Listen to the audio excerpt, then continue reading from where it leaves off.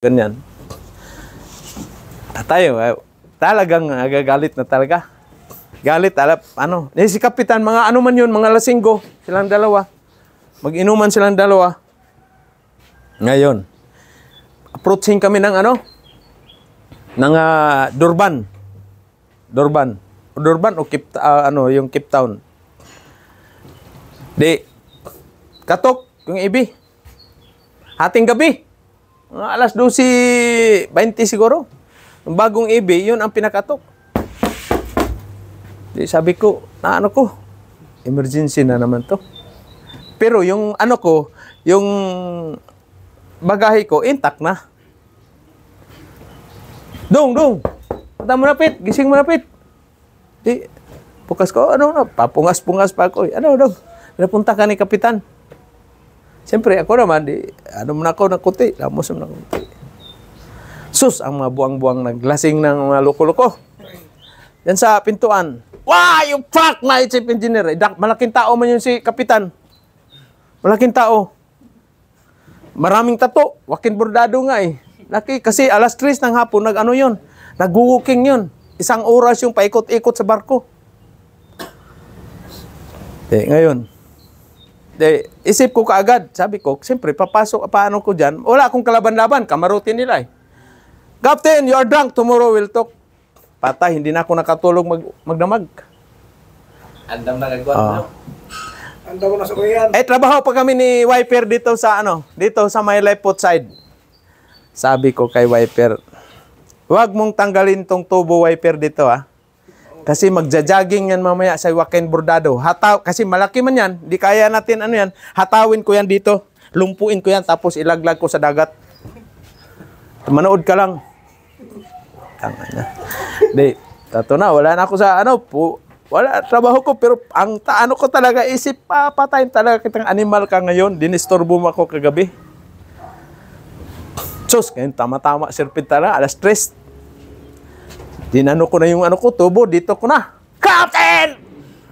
Why you disturb my sleep last night? Tell me what is your... Now you're not drunk, tell me what is your problem. Pero dito, hinila-hila ko ng tubo kasi takbo sa kamarote. Takbo sa kamarote. Pagdating namin si Puerto, uwi nako.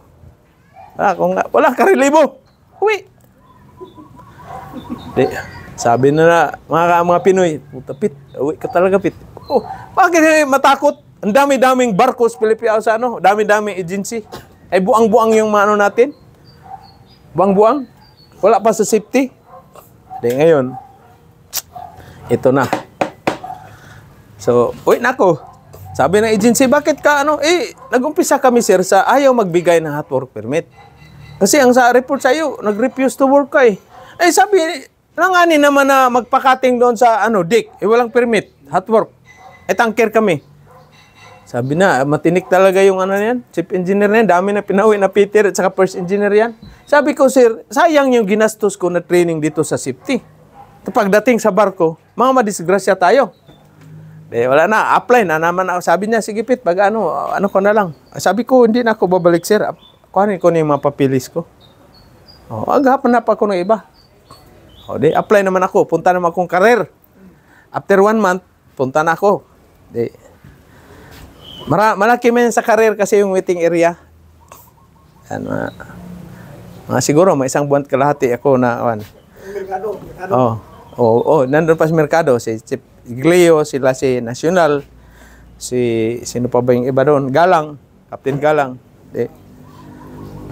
Ngayon, maaga ako doon.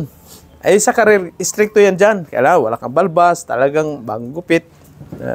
Ako, antay-antay, siguro mga alas 2 ng hapon. Pero maaga pa ako doon.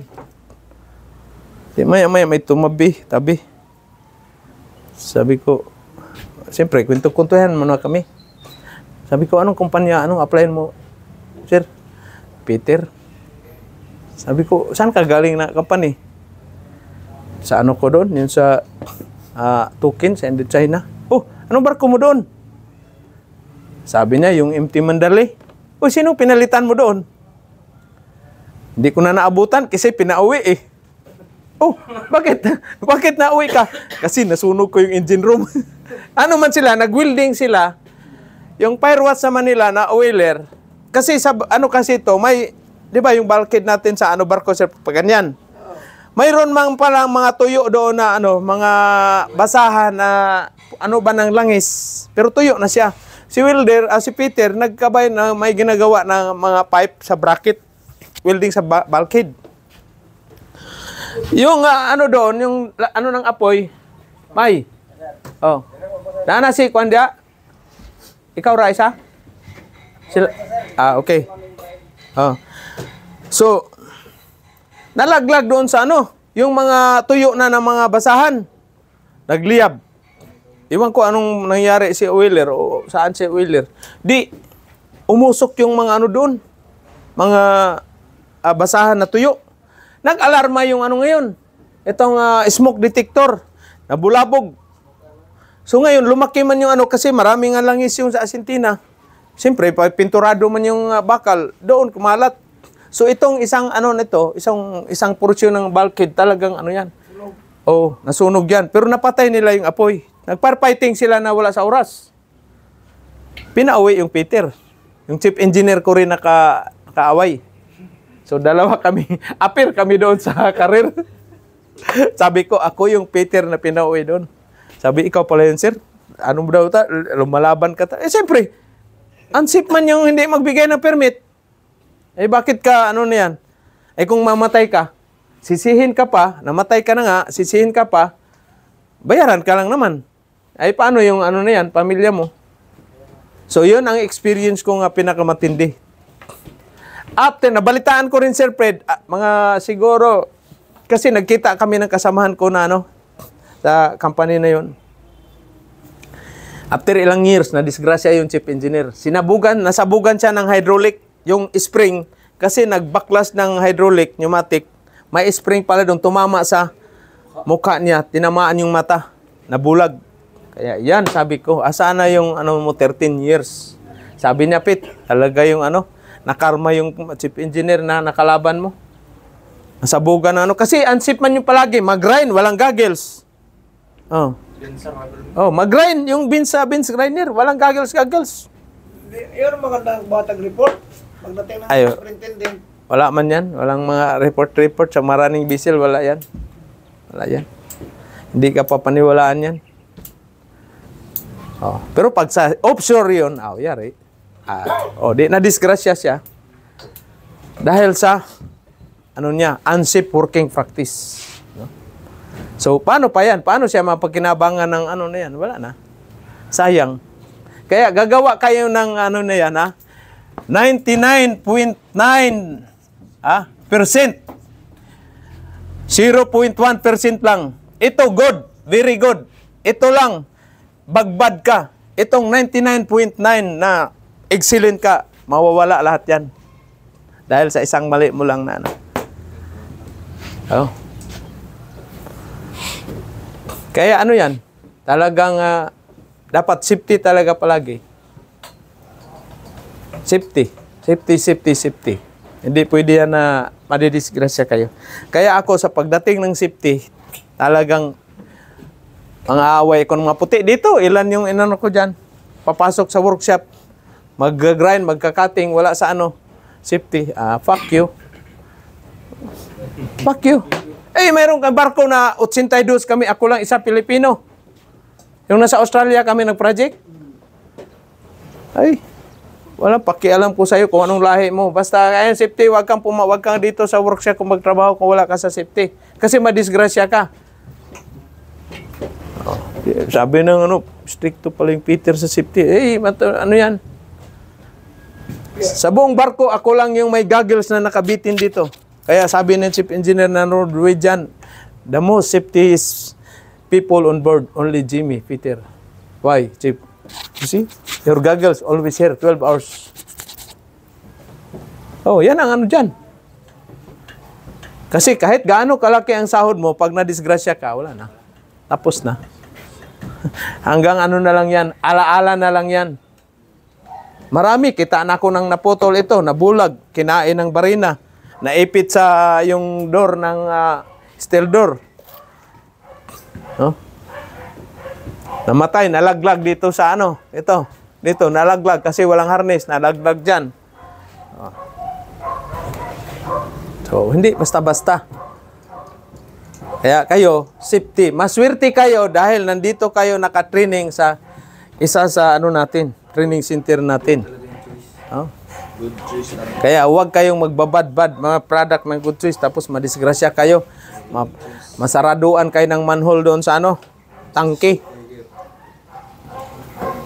Ilang minutes na ba yan dyan? Uy! Ano lang, cut, 30 minutes. No? 30 minutes. Huwag mong magagalit yung ano natin, yung viewers natin yan.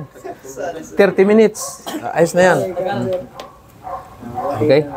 So, yun ang ano dyan. Yun ang pinaka-importante. Kaya kayo, pagdating ng safety, paglaban nyo talaga yan. Kaya, pero titingnan yung sitwasyon.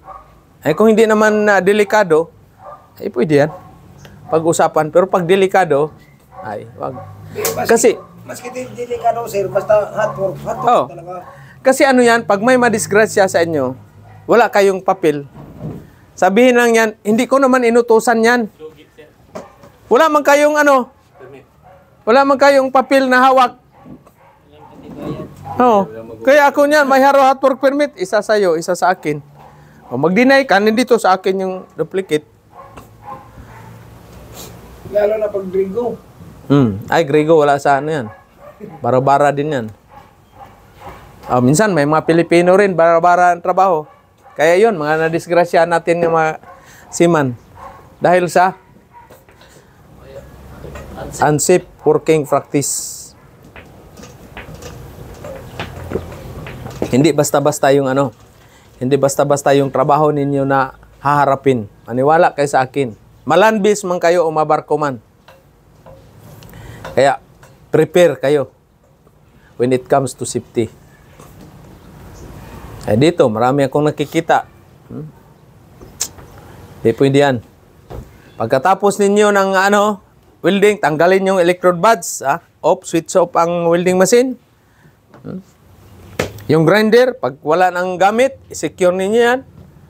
Hindi pwede na yan. Kasi pag natisod ninyo yan, may mga grinder na pag naano mo lang yung switch, under ka agad yan. Yung parang selector dito sa likuran banda, dito yung mayroong dito, on at saka dito yung yan, pag matsagi mo yan, under yan. Kaya bawal nito sa barko dito. Lahat ng mga ganitong grinder, wala. Mayroong muna, ipupos muna, saka mo siya i-slide bago mag-on. Yung kagaya sa grinder nating malaki, ipos muna, saka i-on. Yun ang yan. Sa niya, safety latch. Diba nakita niyo yung drill, yung sa video sa Power Tools? Kita niyo yun? Sino pa hindi nakakita? Hindi pa nakakita. Dyan. Ano sila dyan? Bakit kaya nagkaroon ng video, ng safety video on board? Dahil sa mga na-aksidente sa barko. Hindi marunong magpamilyar, hindi marunong gumamit ng mga power tools or rotating machinery. So kaya nagkaroon ng memorandum, sa barko. Kailangan mag-training sa barko on board. Kaya ako ang hindi ko naman alam na yon, video. Yung chief mate naman Pinoy. Shout out pala, Captain Alvarez, dyan sa Eagle Clark. Hindi ko naman na naka-video pala yon. Paghapunan namin, ito. Kasi last trip ko na doon ang paalam ko talaga, isang kontrata lang magbakasyon, subok. 5 months. Ito, Pet. Souvenir. Ano to, Chip? Tingnan mo lang. Yun pala yung safety video. Kaya, 20 plus na barko, pinaikot-ikot pa rin yung video ko doon sa buong fleet. Kaya nung nagpunta yung nagpunta dito, umaging nung taga-Pagadian, sabi niya yung safety video muna nasa barko pa rin natin, paikot-ikot sa ating company. Nakakatulong. Kahit wala na ako doon sa company, yung safety video ko, awareness, sa power tools, or lathe machine, or drill press, nandun pa rin. Beans grinder, nandun pa rin. Kaya yung angle grinder, maraming ano dyan, hit ako magamit dyan. Hit ako lalo na mga cutting disc. Pag nagka-cutting kayo, tapos yung mga tensionado, yung angle bar or pipe na yan, iipit yan. Pak, pipitik man yan. So mabibiyak yung ano na yan, disc na yan. Na-experience ko yan, buti na lang may P-shield ako. Pumitik yung ano na yan. Kasi pag yung railings, lalo na sa railings yun ako nagtrabaho eh. Tinamaan ng ano ba, na bucket, so kakatingin ko ngayon. Oh, siyempre, tipid sa acetylene, cutting disc gamit ko, pumitik. Ay buti na lang, mayroon akong P-shield. Nabasag man yung cutting disc. Ay kung wala akong goggles lang, kung di, scarpis na yung mukhang gandang lalaki ko pa naman. Hindi na makadagit ng bana. Hindi na. Kaya kayo talaga, kaya sabi ko, mag-grind kayo, mayroon kayong goggles, or yung welding mask na ano na yan, P-shield ko, protection nyo yan sa ano nyo yan. Kaya in kaso may tumalsik na bakal or yung grinding stone, hindi ma-injured yung mukha ninyo. Kaya may P-shield tayo. Pabili para tayo isa, ano niya, Sir Fred. Malabo na kasi yung... Malabo na? O, kaya ayaw na nila. Di, nagkabit sila, nakita ko, nagkabit ng P-shield, nakaganon dito, may goggles, pero yung P-shield nandito eh. Kaangat eh. Okay, bibili tayo niyan. Yaman-yaman natin, kaya magbayad na kayo. O, sino yung pauwi? Tatlo. O, mag-ano na tayo dyan. Gawan mo na ng certificate. Final interview tayo mamaya sa inyo. Ha? Live natin. Para makita ng ano ninyo, financier. Kung gaano ba yung, ano ko na yung ano nyo. Sukatin ko na kung hanggang saan kayo yung natutunan nyo dito. Pag hindi pa ako kontento, hindi ko muna pirmahan yung certificate dyan. Abot sila naman 1 taon dito.